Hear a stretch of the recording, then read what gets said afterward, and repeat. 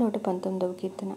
యెహోవా ధర్మశాస్త్రమును అనుసరించి నిర్దోషముగా నడుచుకునివారు ధన్యులు. ఆయన శాసనములను గైకొనుచు పూర్ణ హృదయంతో ఆయన వెదుకువారు ధన్యులు.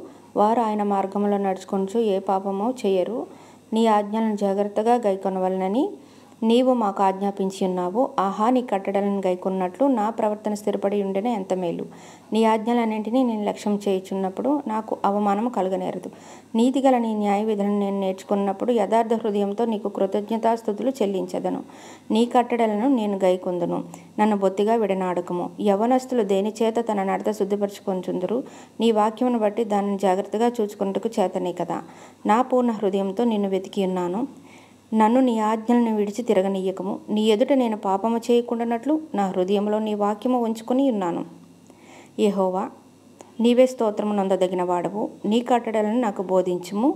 నీ నోట నీవు సెలవిచ్చిన న్యాయ విధులన్నింటినీ నా పెదవులతో వివరించుదును.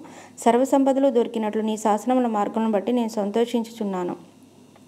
నీ ఆజ్ఞలను నేను ధ్యానించెదను. నీ త్రోవలను మన్నించెదను. నీ కట్టడలను నేను హర్షించెదను. నీ వాక్యమును నేను మరువకయుందును. నీ సేవకుడనైన నేను బ్రతుకున్నట్లు నా ఎడల నీ దయారసము చూపుము. నీ వాక్యమును బట్టి నేను నడుచుకొనుచుందును. నేను నీ ధర్మశాస్త్రమునందు ఆశ్చర్యమైన సంగతులను చూచున్నట్లు నా కన్నులు తెరుపుము. నేను భూమి మీద పరదేశినై ఉన్నాను. నీ ఆజ్ఞలను నాకు మరుగు చేయకుము. నీ న్యాయ నిధుల మీద నాకు ఎడతెగని ఆశ కలిగి